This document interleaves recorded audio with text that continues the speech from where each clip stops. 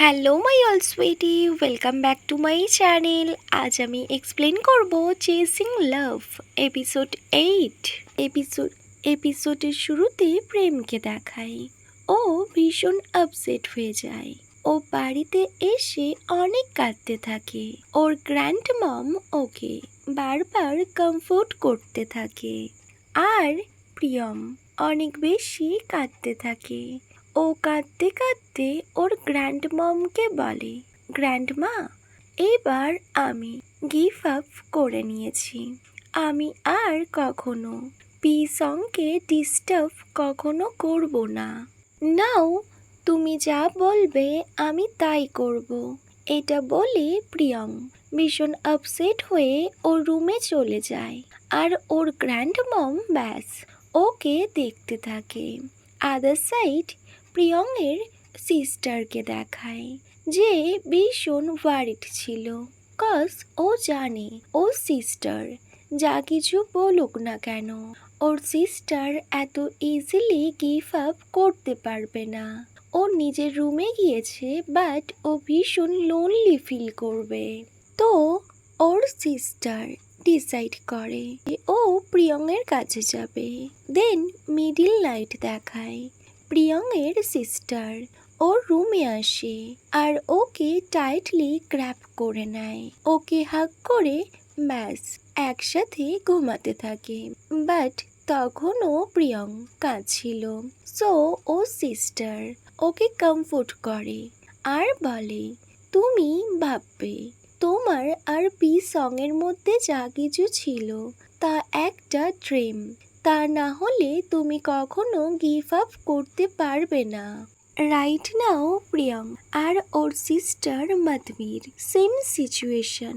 Cause ওর সিস্টারের girlfriend ওকে বলে দিয়েছে, যদি আমাদের রিলেশনশিপের জন্য তোমার গ্র্যান্ড মমের কোনো প্রবলেম হয়ে থাকে, সো এটা আমরা ক্যারি করতে পারবো না।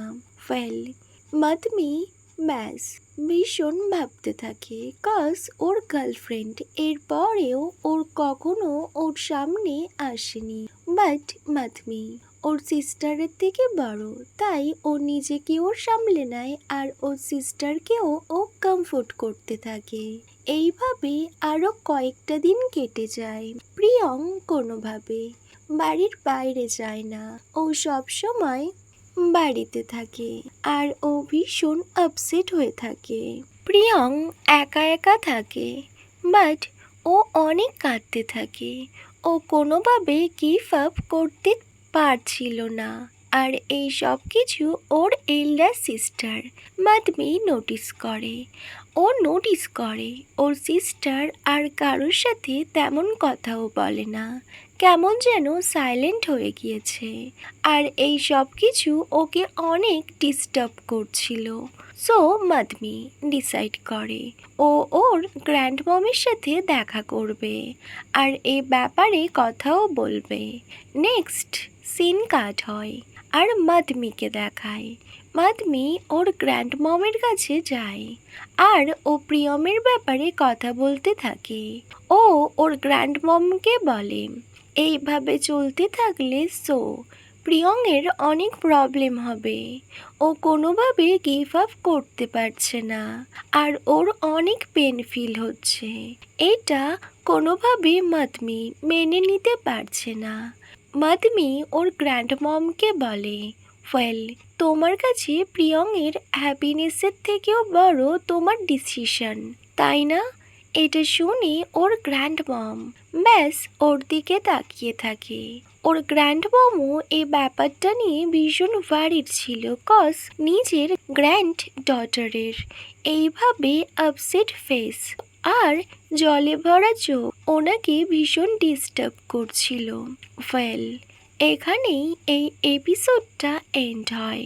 Wait for my next video. By.